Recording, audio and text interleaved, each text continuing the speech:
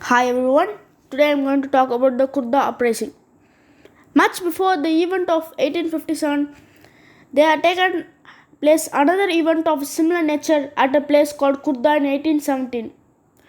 Here, this place is called the Khurda uprising, and here the Khurda uprising took place. This is an example of how the revolt took place. The Khurda is a small kingdom built up in the late 16th century in the southeastern part of Odisha. Was a populous and well cultivated territory consisting of 105 gars, 60 large and 1109 small villages at the beginning of the 19th century. Its king is Raja Birakishore Dev had to earlier give up the possession of four paraganas, the superintendence of the Jagannath temple, and the administration of 14 princely states to the Marathas under compulsion. His son and successor is Mukunda Dev too. He was greatly disturbed with the loss of fortune. Therefore, he sensed an opportunity in the Anglo-Maratha conflict and he entered into negotiations with the British to get back his lost territories and the rights over the Jagannath temple. But after the occupation of Odisha in 1803, the British showed no inclination to oblige him on either score.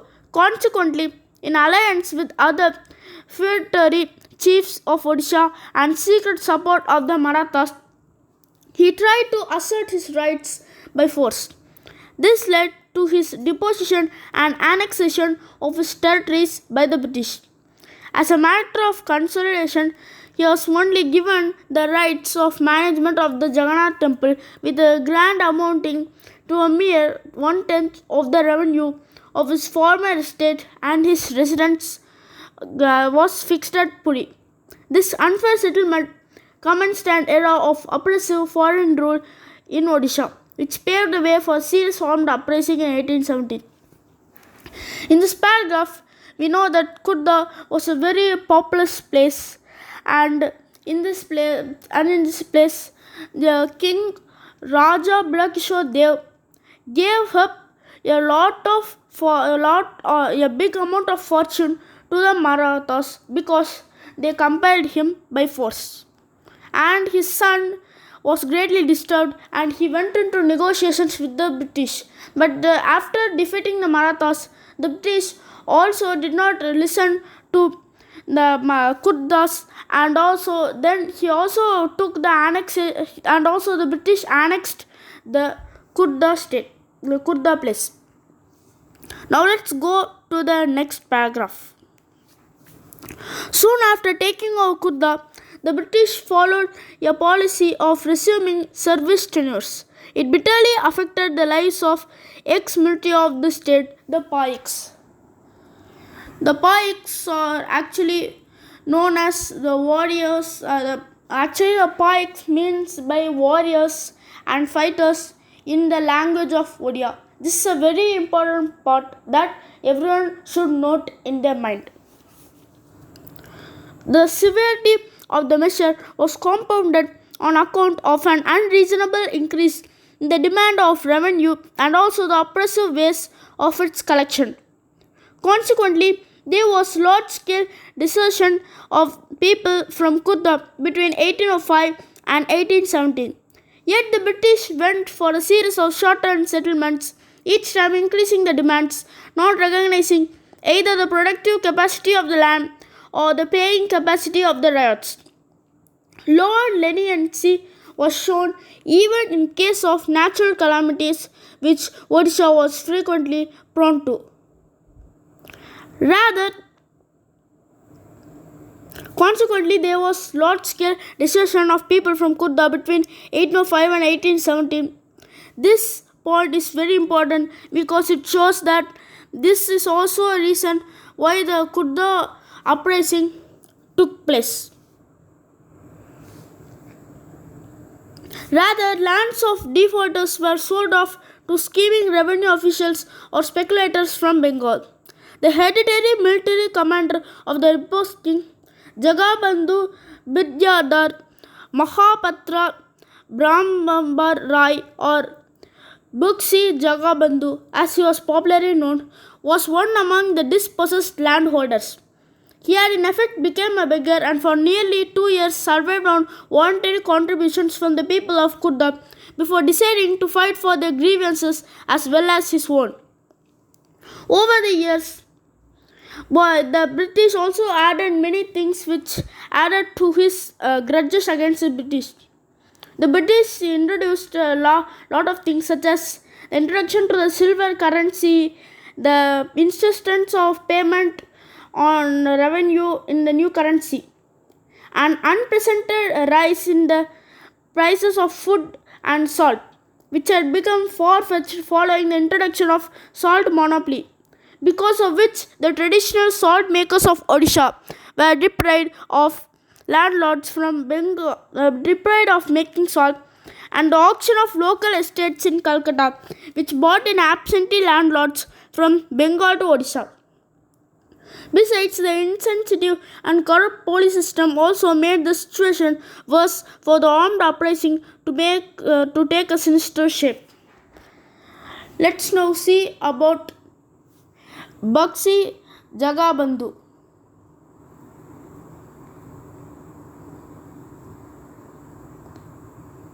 This is Bakshi Jagabandhu.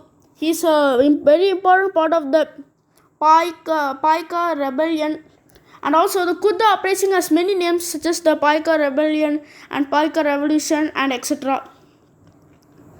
He was a military commander of the Khurdas. Now let's see more information about him.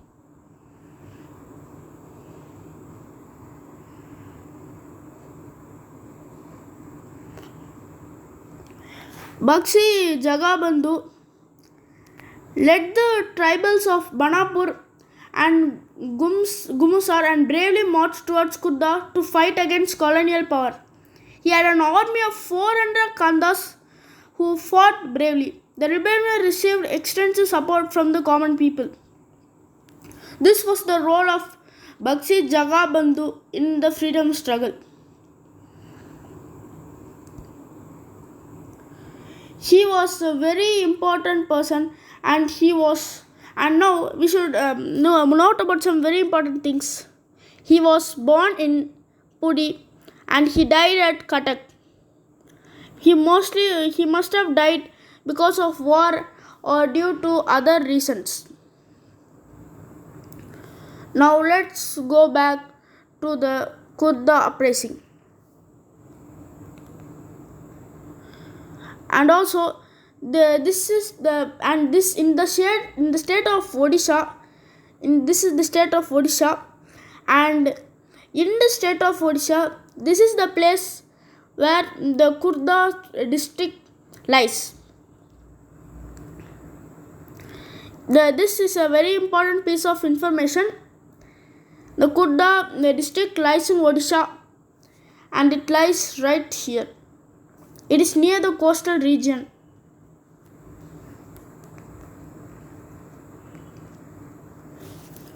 Now let's go back to the lesson.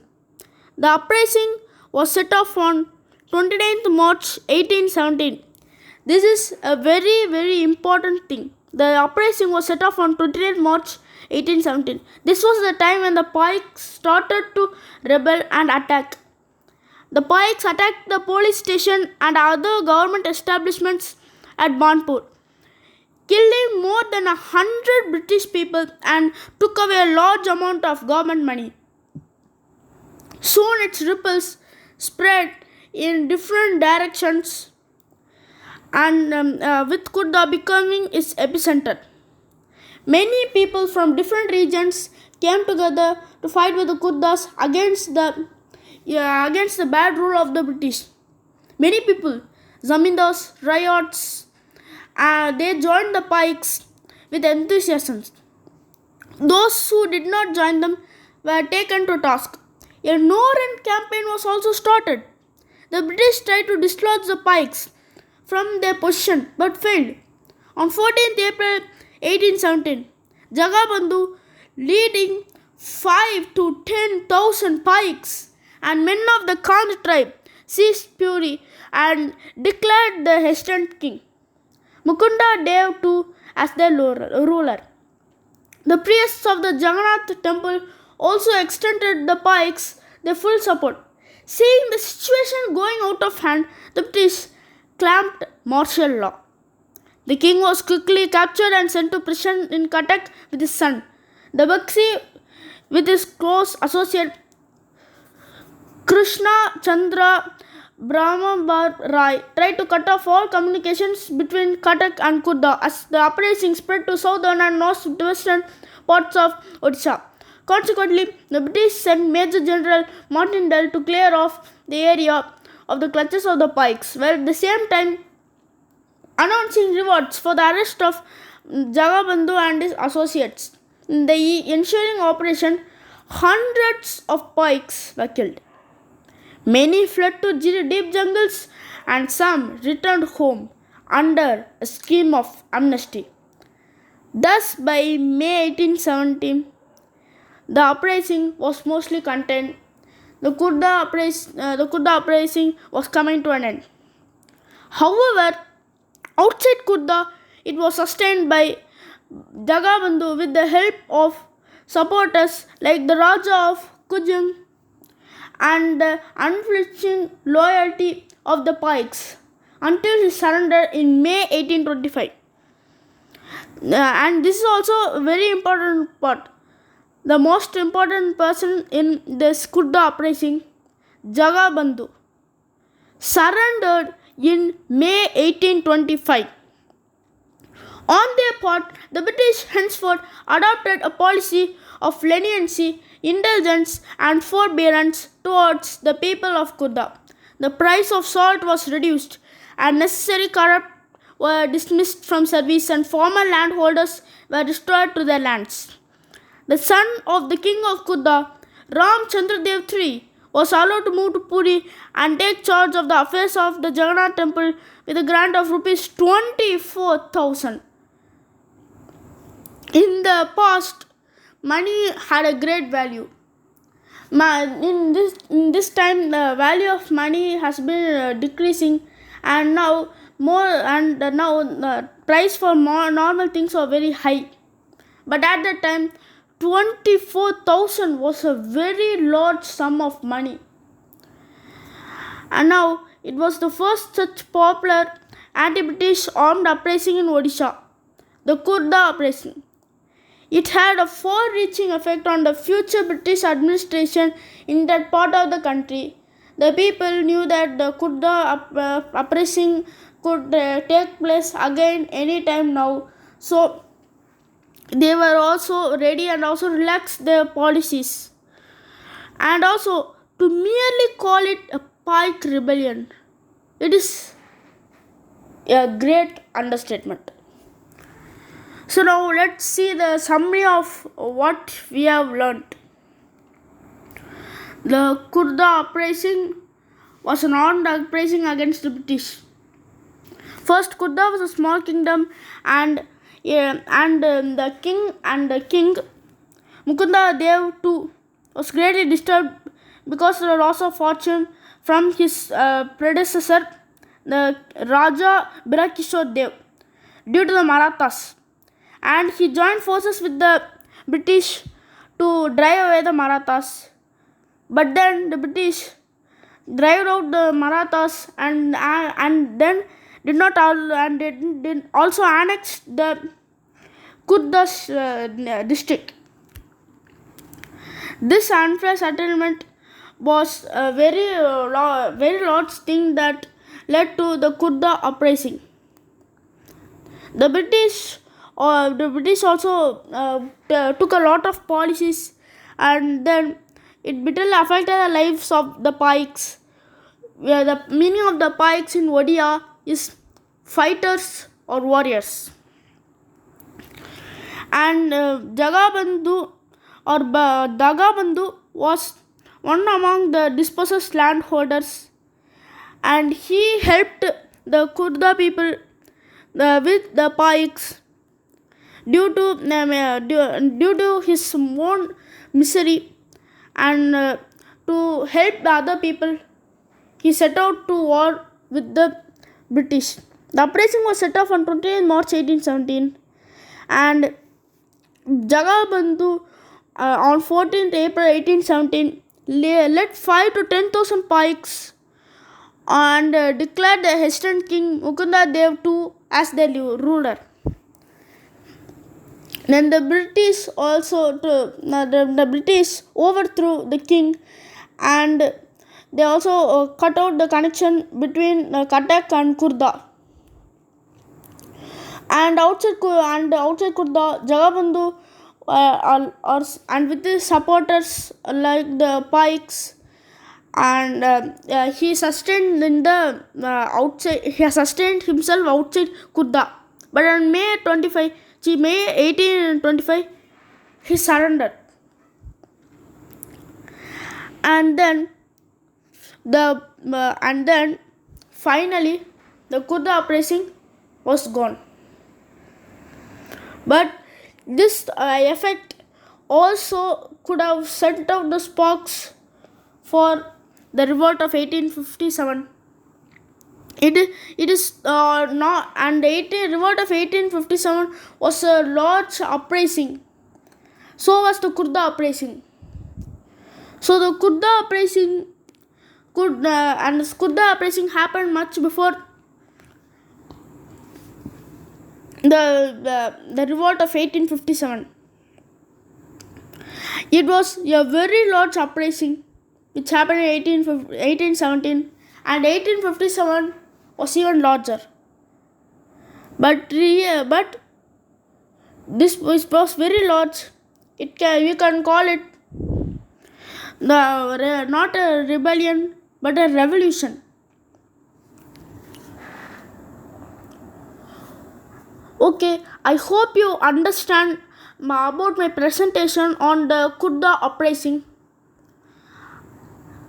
I hope you guys also learned new things from the Khurda uprising and from my presentation.